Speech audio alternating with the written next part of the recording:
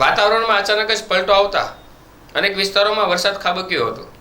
જ્યારે ભાવનગરના સાંજના સમયે જવાહર મેદાન ખાતે અમુક યુવકો ક્રિકેટ મેચ રમી રહ્યા હતા તે દરમિયાન ભાવનગર શહેરના સાંજના સમયે વીજળીના કડાકા ભડાકા સાથે ધોધમાર વરસાદ વરસ્યો હતો।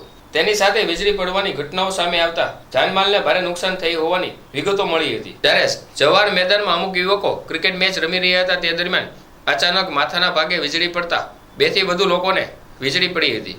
જ્યારે ઇજાગ્રસ્ત લોકોને સારવાર માટે ભાવનગરની સલટી હોસ્પિટલ ખાતે ખસેડવામાં આવ્યા હતા, જેમાં વધુ ઇજાગ્રસ્ત અશોકભાઈ બાલાભાઈ ડાબી અને ખેંગારભાઈ મકવાણાને સારવાર માટે હોસ્પિટલ ખસેડવામાં આવ્યા હતા। જ્યારે ઉત્તમભાઈ હિંમતભાઈ ચૌહાણ, ધવલભાઈ ચાવડા અને ચેતનભાઈ સોલંકીને સામાન્ય ઈજા થઈ હતી। આ બનાવ બનતા લોકોના ટોળા એકઠા થઈ જવા પામ્યા હતા।